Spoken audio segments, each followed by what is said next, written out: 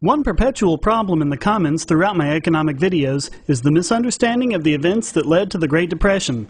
Although I've already covered much of this, it occurs to me that it would be beneficial to put all of this information into a single video and take you through the history from start to finish, not only showing you the causes of the Great Depression, but how our government seems determined to make the same mistakes all over again. So some parts of this video will be repeats of information in other videos, but some of it will be new, and it will all be tied together. First, some quick background. In 1907, a banking crisis occurred, the worst one in American history up to that point.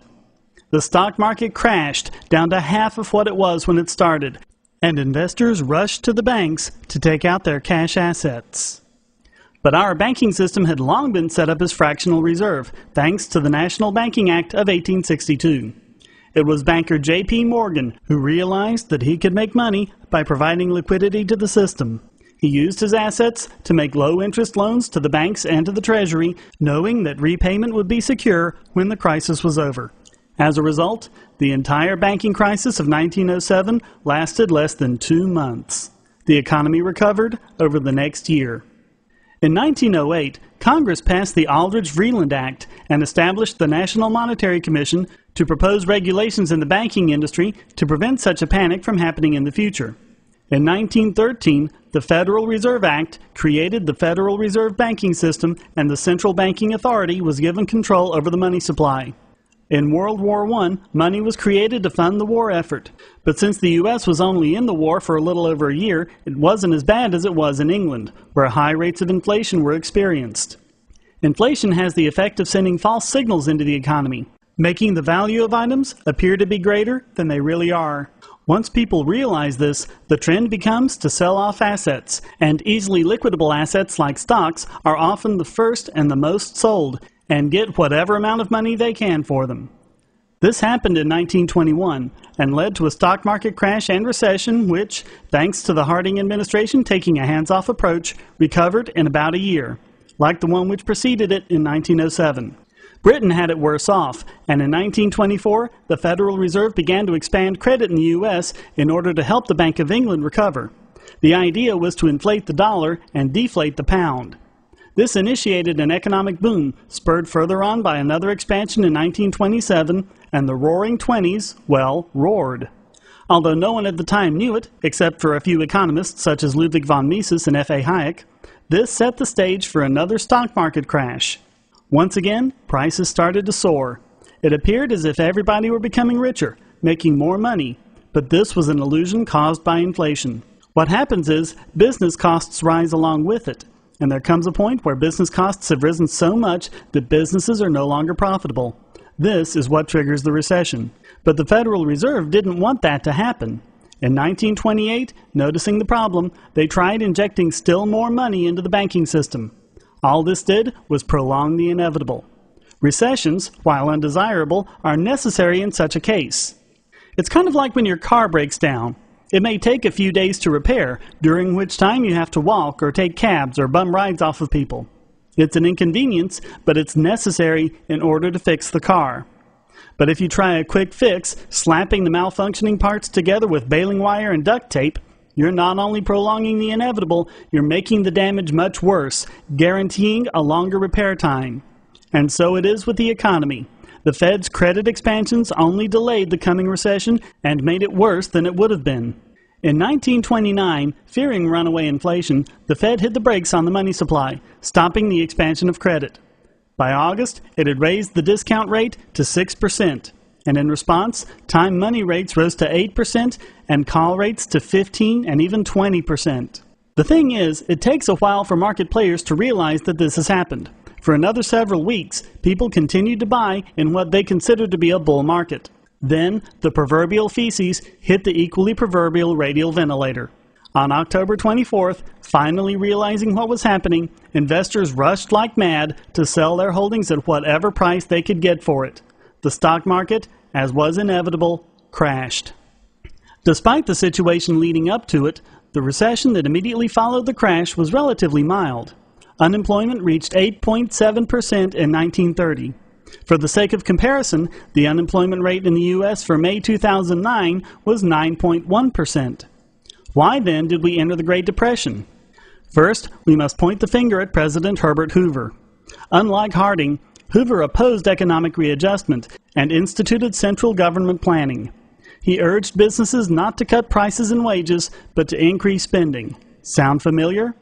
Then President Hoover embarked in deficit spending and increased funding for public works.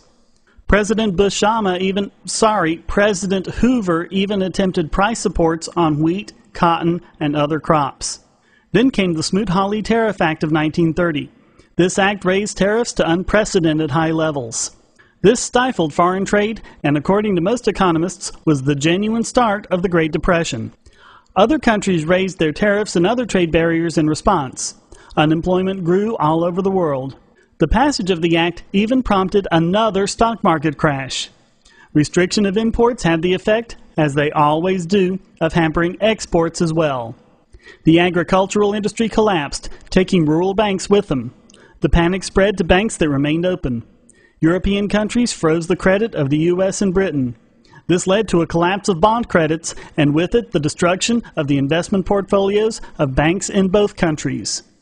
As if they hadn't already done enough damage, the federal government passed the Federal Revenue Act of 1932, which doubled the income tax, lowered exemptions, and eliminated the earned income credit. The states followed suit, and the already crippled economy was brought to its knees. The American people voted Hoover out and FDR in. It hardly made a difference.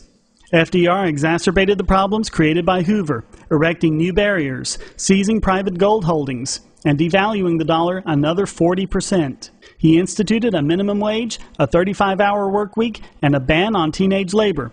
But of course, all that does is destroy even more jobs and annihilate smaller businesses who just can't afford all of that extra expense. Unemployment shot up to almost 25%. The South was hit especially hard, blacks and other minorities the hardest. At the same time, banks continued to fail. The Federal Reserve was created just for this purpose, to step in as lender of last resort, creating money to supply liquidity to the banks, preventing more closures.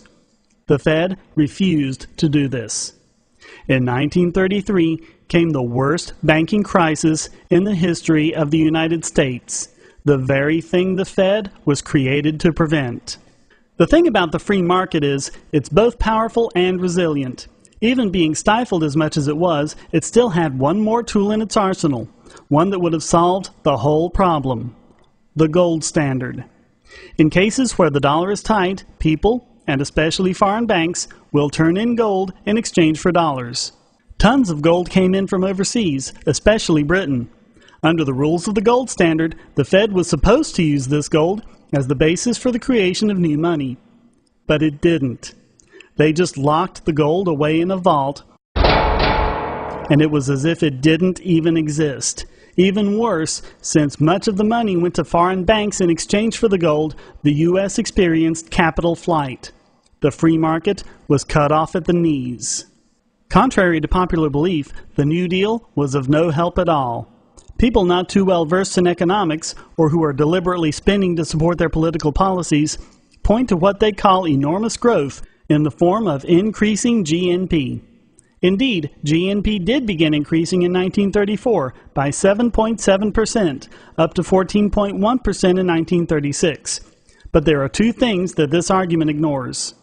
First, it's much easier to achieve high growth rates when you're at rock bottom. If all the money you have is a penny, and you find another penny on the ground, congratulations, you've just doubled your money. But how much better off are you really? The second thing they ignore is, it didn't last once the New Deal took effect. The biggest rise followed the Supreme Court overturning the National Recovery Administration in 1935 and the Agricultural Adjustment Act in 1936. This was the time of the biggest rise. Then, in May of 1937, GDP started dropping again. This was the year the Wagner Act, passed in 1935 in response to the Supreme Court overturning the NRA, had its full effect on the economy. Unemployment rose yet again. Then, from August 1937 to March 1938, the stock market fell by 50%. Finally, during World War II, the Fed released its stranglehold on the money supply when the government needed to fund the war effort. Of course, most of the money created went straight into the war, but after the war was over, the new money finally got us out of the Great Depression. There's no reason why that couldn't have happened immediately and prevented all of this. It is plain to see from this that the culprits responsible for the Great Depression are not the free market and the gold standard, but the federal government and the Federal Reserve Bank. And extremely well-established economic principles predict that the same thing will happen again if the same course of action is taken. And with President Obama reiterating the myths about the Great Depression and relying on works programs and other New Deal-style solutions, it seems that our government is entirely determined to repeat the mistakes of the past. George Santayana must be spinning in his grave.